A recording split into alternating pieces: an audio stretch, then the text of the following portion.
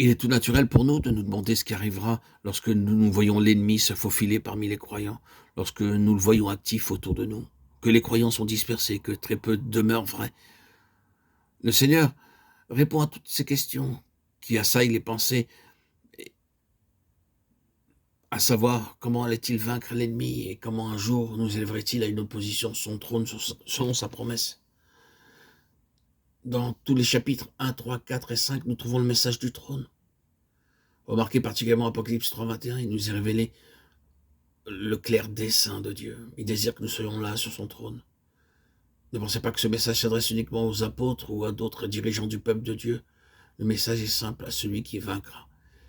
Il est destiné à quiconque croit pourvu qu'il soit prêt à vivre une vie de triomphe. Avec l'aide de Dieu, le secours de sa grâce et de sa force, vous serez en mesure de réclamer votre part sur le trône du Seigneur Jésus-Christ. Le Seigneur déclare ceci, celui qui vaincra, je le ferai asseoir avec moi sur mon trône, comme moi j'ai vaincu et me suis assis avec mon Père sur son trône. Naturellement, nous nous demandons comment nous, faibles créatures humaines, nous pouvons parvenir sur le trône de Dieu. Mais par la foi, nous l'acceptons facilement, car Dieu est si miséricordieux et plein de grâce qu'il désire pardonner nos péchés. C'est pourquoi il a pourvu à notre pardon par Jésus-Christ. Même ceux qui ne connaissent pas le Seigneur Jésus-Christ vous diront qu'ils croient que Dieu est miséricordieux et créateur, qu'il pardonne le péché. Lorsque nous nous humilions et nous répondons, même avant ma conversion, je savais que Dieu était plein de miséricorde. Mais le fait est que son trône est beaucoup trop élevé pour notre sagesse humaine. Toutefois, ce devient simple pour nous lorsque nous savons que l'honneur est à celui qui vaincra. Et comme nous le voyons plus loin, que ceux qui vaincront hériteront toutes choses. Apocalypse 21, 7.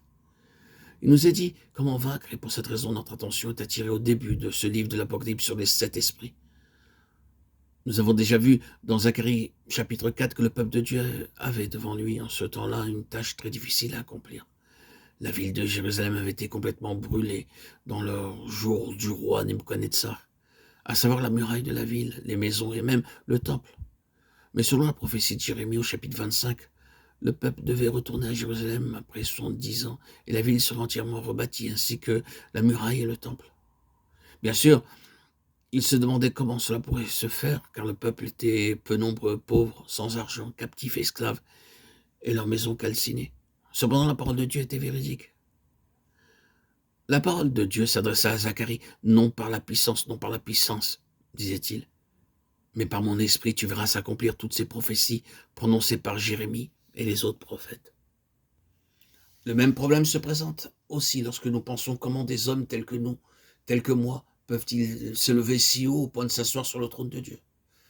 La réponse est les 7 esprits. Le chiffre 7 parle de perfection et d'achèvement. 7 églises, 7 anges, 7 lampes. Un livre scellé de 7 sceaux, 7 étoiles. Le chiffre 7 revient toujours à nouveau. Nous pouvons diviser l'œuvre du Saint-Esprit en 4 groupes de 7 chacun. Si nous permettons au Saint-Esprit d'œuvrer en nous profondément, pleinement et librement, nous sommes autorisés à nous asseoir sur le trône du Seigneur Jésus-Christ. Non par les facultés humaines ni par notre intelligence, mais par le Saint-Esprit travaillant en nous chaque jour, profondément, librement et pleinement.